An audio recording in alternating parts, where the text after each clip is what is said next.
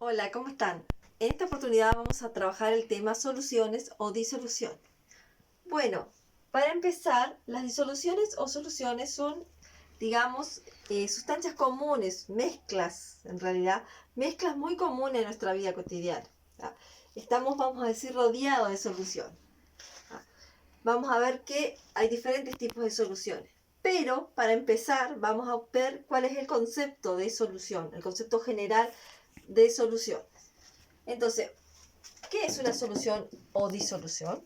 Si lo usamos como palabras sinónimos, solución o disolución. Una solución es una mezcla homogénea formada por dos o más componentes. ¿Ah? Bien, el componente que se encuentra en menor proporción o menor cantidad se llama soluto, mientras que el componente que se encuentra en mayor proporción se llama solvente. Básicamente esa es una definición general de solución. ¿Ah? Una mezcla homogénea. Cuando yo hablo de mezcla homogénea estoy hablando de una mezcla que tiene una sola fase. ¿Ah? Los componentes de esa mezcla, soluto y solventes, están, mejor dicho, en una sola fase. Definitivamente, en definitiva, los componentes de una solución son el soluto, que puede ser uno o más, acá hay una aclaración, no necesariamente tiene que ser un soluto, hay soluciones que tienen formada por varios solutos, y un solvente, eso sí, un solvente.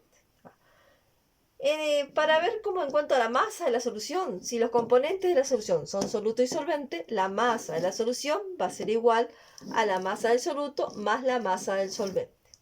Eso es importante tenerlo en cuenta en los ejercicios o problemas con unidades de concentración que veremos más adelante. Ese detalle.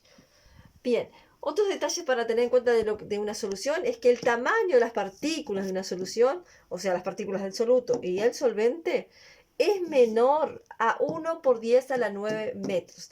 Para tener una idea un poco más aproximada, lo ponemos acá está, eh, digamos, potencia de 10 y acá lo ponemos en decimal. 9 ceros hacia la izquierda, 1 y 9 ceros metros. O sea, es una unidad, es un valor muy pequeño. O sea, menor a eso sería el tamaño de las partículas de una solución, o sea, las partículas del soluto y del solvente. Para que se forme una solución, el soluto obviamente, debe disolverse completamente en el solvente. Y hay una regla general que se sigue para que se cumple, si se cumple esa, como vamos a decir entre comillas, regla general, se puede formar una solución, que es lo semejante disuelve a lo semejante. ¿Qué significa esto? Significa que para que una sustancia sea soluble, o sea, se disuelva en otra, debe existir una similitud entre sus partículas y fuerzas de tracción. ¿Tá? Debe haber una similitud, o sea, entre la parte de los componentes de la solución del soluto y del solvente. Que yo pretendo disolver del soluto y el solvente de una compatibilidad, una semejanza química, o sea, eso se traduce a similitud entre las partículas y la fuerza de atracción entre ellos, que permitan que el soluto se mezcle completamente con el solvente y formen una mezcla homogénea o solución. ¿Ah? Eso es algo importante tenerlo en cuenta para que se produzca o se forme una solución. Bueno, obviamente que no todos los solutos se van a disolver en cualquier solvente, ¿no? Y hay determinadas cantidades. Yo puedo disolver determinadas cantidades de soluto en una determinada cantidad de solvente a una temperatura determinada. ¿Por qué digo una temperatura determinada? Porque la temperatura influye en la solubilidad. O sea que la temperatura influye en la cantidad de soluto que se puede disolver en una determinada cantidad de solvente para formar una solución. Bien, entonces hay una relación entre la cantidad de soluto disuelto y la cantidad de solvente o solución que pueda contener. Eso se llama concentración. ¿Tá? Concentración de una solución. Y en base a eso, en base a la concentración, a la relación de la cantidad de soluto con respecto a la cantidad de solución solvente, tenemos una clasificación para la solución. Podemos clasificar las soluciones según eso, según la concentración. En base a eso tenemos 4 tipos de soluciones. La solución diluida, que es aquella en donde la cantidad de soluto disuelto es pequeña con respecto al volumen de la solución. Esta cantidad está lejos del límite de saturación. Podemos decir que la solución diluida es una solución insaturada. ¿Tá? Bien, esto de límite de saturación. El límite de saturación, para que se quede claro, vamos a decir, es la máxima cantidad la máxima cantidad de soluto que una determinada cantidad de solvente permite justamente disolver. ¿Tá? Bien, y también eso también está influenciado por la temperatura. Bien, ¿qué pasa? La otro tipo de solución que tenemos, ¿tá? Si aumentamos la concentración de soluto disuelto, podemos tener una solución concentrada. Solución concentrada. ¿Tá? Una solución concentrada. ¿Cuál es la solución concentrada? Es la que contiene una elevada cantidad de soluto disuelto en un determinado volumen de solución, pero sin llegar al límite de saturación. Es concentrada, pero no llegó justamente, es concentrada, pues tiene una alta cantidad de soluto disuelto, pero sin llegar al límite de saturación. Eso significa que yo todavía puedo agregar más soluto y puede disolverse. Y después llegamos a la solución saturada, el nombre lo dice, saturada. O sea que es la solución que la cantidad de soluto disuelto está en el límite de saturación. O sea que contiene la máxima cantidad de soluto disuelto en un determinado volumen de solución a una temperatura dada. Esta solución se encuentra en el límite, como digo, decimos, en el límite de saturación. Por eso es solución saturada. Ya no admitiría más soluto para disolver. A un determinado volumen y temperatura, claro, de solución. Bien, pero existe otro subtipo, vamos a decir, dentro de la clasificación, otro tipo de solución dentro de la clasificación por concentración, que es la solución sobresaturada. La palabra lo dice, sobresaturada. O sea que esta solución va a tener un poco más de soluto disuelto de lo que indicaría el límite de saturación. Pero obviamente que ese soluto debe estar disuelto porque si no, no sería una solución. Entonces, ¿cómo es que se forma esta solución?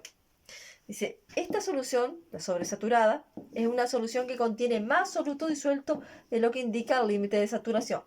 Por eso es inestable, ¿no? Porque tiene un poco más de soluto disuelto de lo que indica el límite de saturación. Un movimiento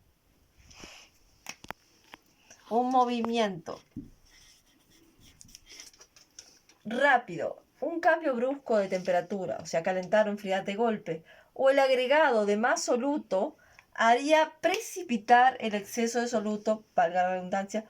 O sea, ¿qué significa que precipite? Que salga de la solución, que no se disuelva más, salga, no se disuelva, no se disolvería y quedaría en el fondo, por ejemplo, del recipiente. Al precipitar es que lo que estaba antes disuelto por ese cambio brusco de temperatura o ese agregado extra de soluto o ese movimiento sale de la solución, o sea, ya no se disuelve y pasa y queda en el fondo. Por eso se dice que para preparar este tipo de soluciones en general se debe calentar gradualmente una solución saturada anterior e ir agregando poco a poco más soluto. Obviamente no es mucho soluto que yo puedo agregar, pero poco a poco, si la voy calentando gradualmente, generalmente el aumento de temperatura favorece la solubilidad. Entonces me permitiría formar una solución sobresaturada, pero por la misma forma de prepararla es una solución inestable.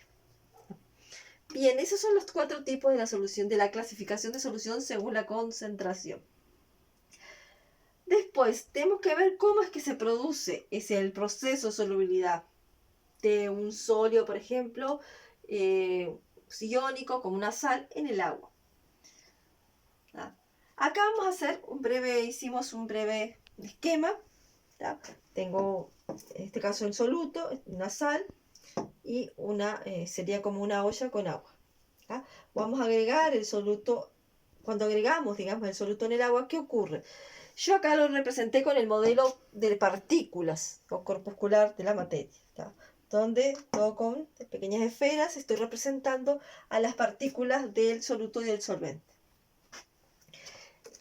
Por ejemplo, en rojo son las partículas del soluto. Estarían en rojo. Y en azul estarían las partículas del solvente. ¿Ah?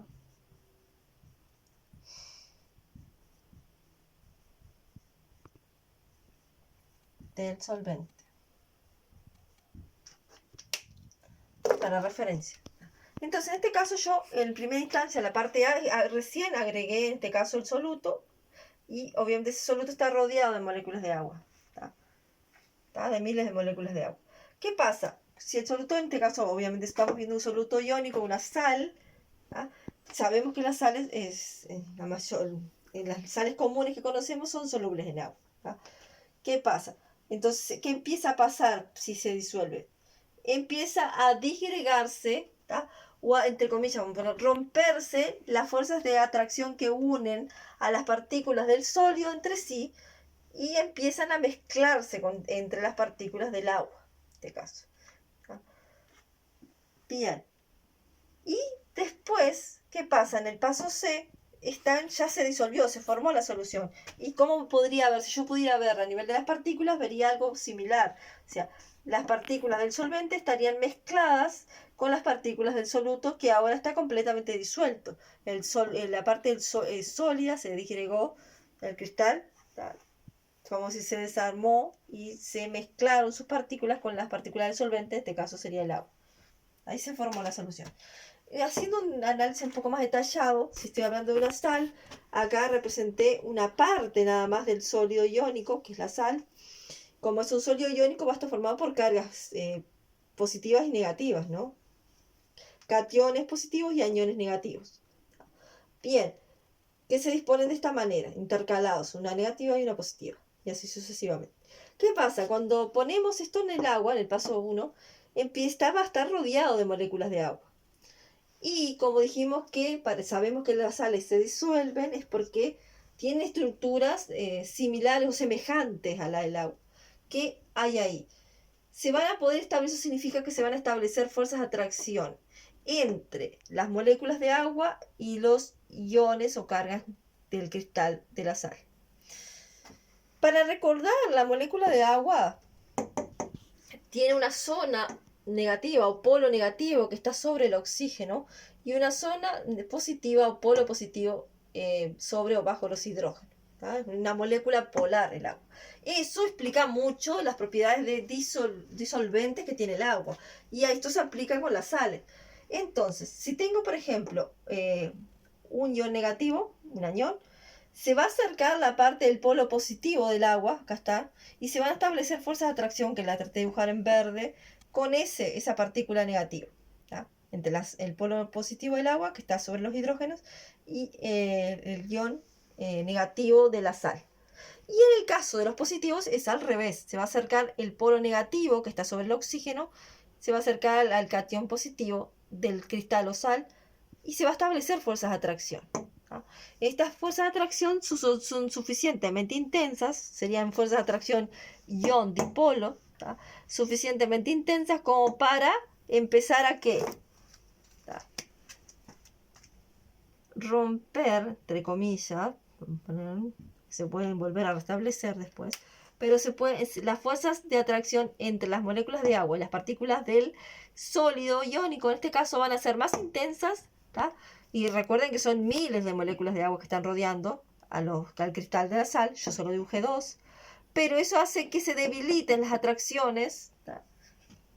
Los enlaces electrostáticos o los enlaces iónicos entre las partículas de la sal, de los iones, y se vayan a romper y se empieza a disgregar el cristal. ¿Tá? Se empieza a separar, como acá vemos en la parte B, ¿tá? A separar las partículas de la red cristalina en el caso del sólido y empiezan a quedar libres o liberarse en el solvente, que sería el agua. Y al final, que sería el caso C, los iones van a quedar rodeados, libres en solución, pero rodeados por moléculas de agua. Los iones positivos van a ser rodeados por la zona o polo negativo del agua que está sobre el oxígeno, de esta manera, y los iones negativos van a ser rodeados por la parte positiva o polo positivo del agua que está en los hidrógenos. Por eso quedan de esta manera como los rodea. Se dice que acá los iones están hidratados. ¿Ah? Hidratados.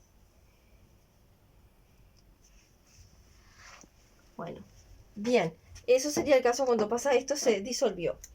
Bien, básicamente esto es la explicación del proceso de disolución, ¿tá? De un sólido iónico en este caso, o puede ser otro, en el caso puede ser otro sólido que no sea iónico, pero acá lo expliqué para las sales o los sólidos iónicos, básicamente en general. Bueno, y espero que pueda quedar claro esta parte. Bueno, ¿cuánto tiempo vamos ahí? Vamos a ver.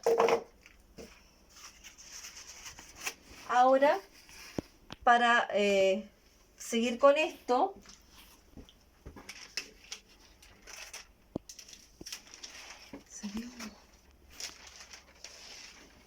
vamos ahora a seguir viendo el tema de las unidades de concentración de solución.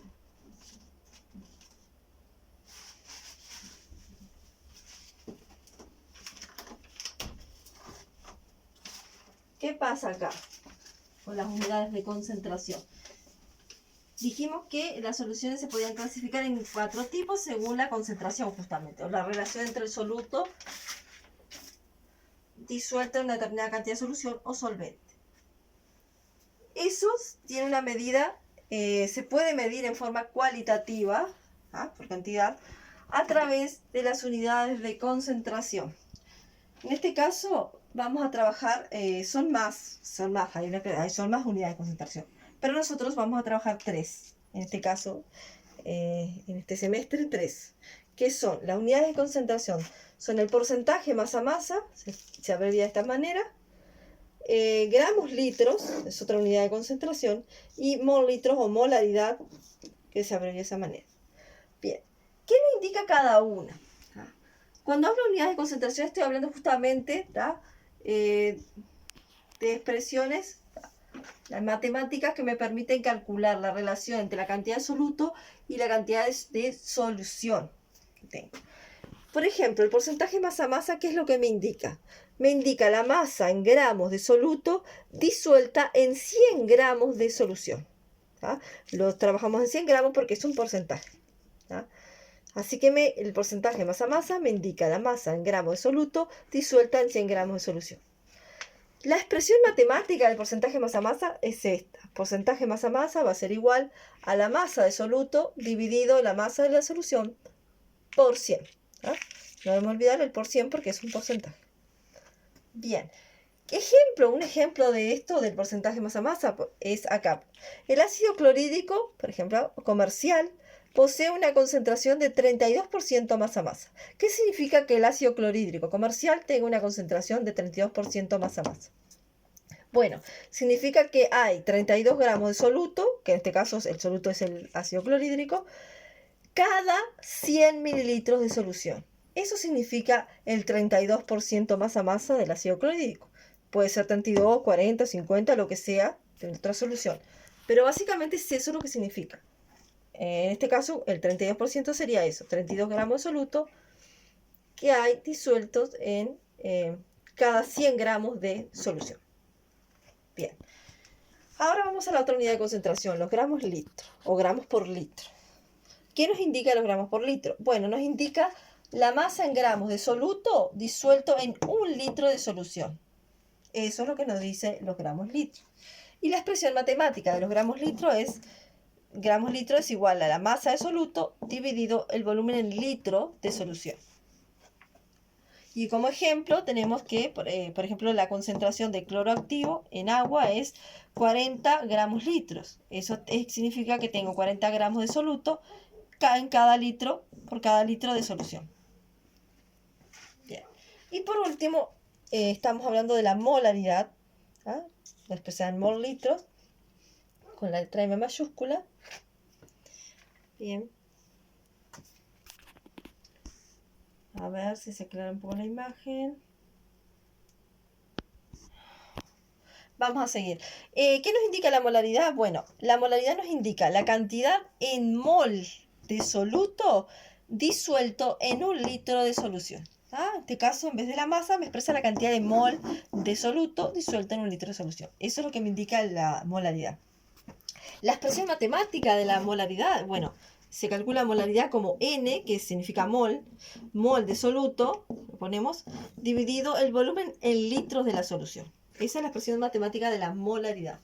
¿Y qué significado tiene? Bueno, por ejemplo, si tenemos una solución de cloruro de sodio o NaCl, tiene una concentración, si dice que tiene una concentración de 0,25 mol litro, eso me significa que tengo 0,25 mol de soluto, que es NaCl, disueltos en un litro de solución. Eso significaría una molaridad de 0,25 mol litro.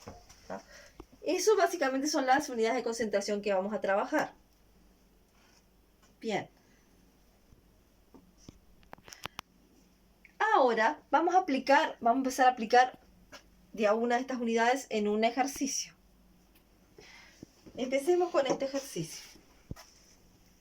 Dice, calcula el porcentaje masa-masa de una solución de dicloruro de calcio que contiene 16,5 gramos de dicho soluto en 456 gramos de agua. Bien, es importante ver bien los datos que me da la letra y lo que me pide. Me está pidiendo que calcule el porcentaje masa-masa, por lo tanto yo voy a usar la primera unidad de concentración que tenemos acá. ¿Ah? Que tenemos, esta sería la expresión matemática del porcentaje masa-masa. Masa en gramos de soluto dividido la masa de la solución por 100. Bien, vamos entonces acá a sacar los datos. Primera cosa que tenemos que hacer. Lo que me pide es el porcentaje, o sea, la concentración de la solución en porcentaje masa-masa. Esa es mi incógnita. ¿Y qué datos me da? Bueno, dice que contiene esta solución 16,5 gramos de dicho soluto, o sea que me está dando la masa de soluto.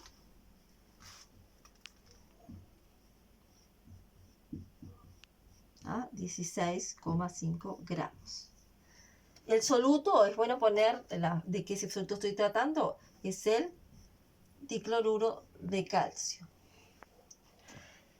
Dicho soluto está en 456 gramos de agua. O sea, si hablo de gramos de agua, al agua dijimos, si no lo dijimos, lo aclaramos, lo vamos a trabajar normalmente como solvente. ¿Ah? Aunque aclarar que el agua en sí se podría considerar una solución porque a menos que sea agua pura, el agua siempre tiene sales disueltas. Pero para efectos prácticos, nosotros vamos a trabajar el agua como solvente. Entonces, si me dice que tengo 456 gramos de agua, me va a estar dando la masa del solvente.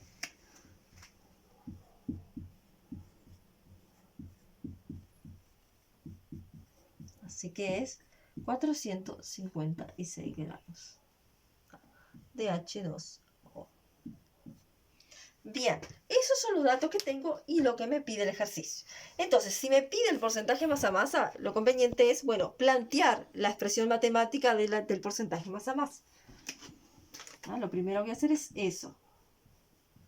Entonces, el porcentaje masa-masa va a ser igual a la masa del soluto dividido la masa de la solución por 100.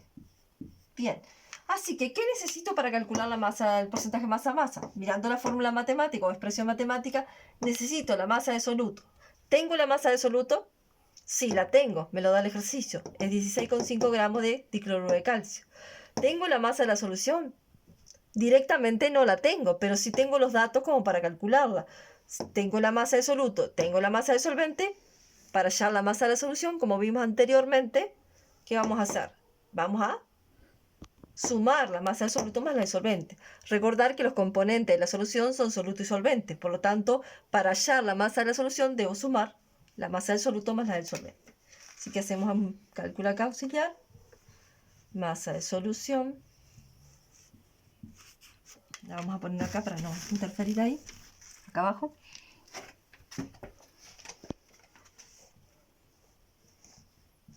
¿No? Masa de solución, entonces, es igual a la masa del soluto más la masa del solvente. A veces está bueno plantearlo claramente, aunque seamos repetitivos, para que quede claro los pasos que estamos siguiendo.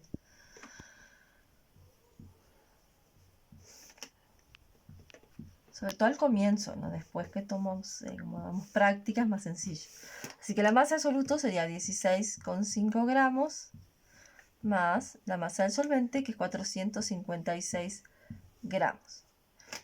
Entonces, la masa de la solución va a ser de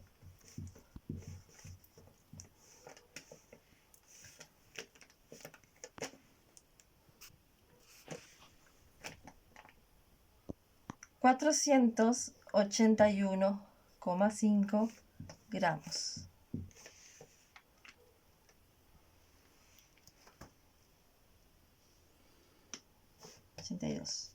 Bien, esa es la masa de la solución.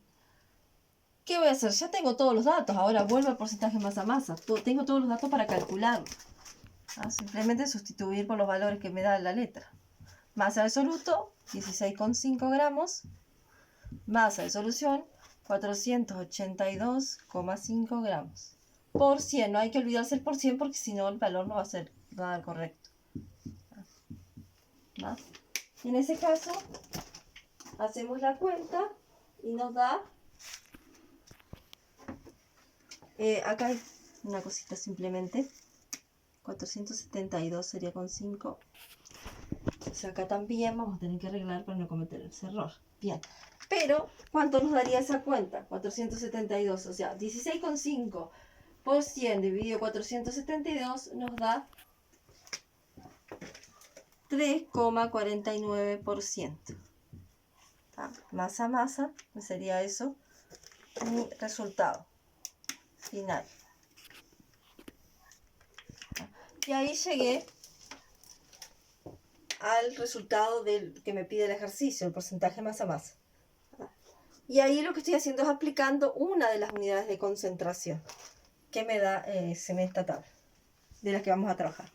Bueno, y hasta acá, por hoy, la primera entrega de solución. Después nos veremos en la segunda parte. Gracias, espero que les haya quedado claro.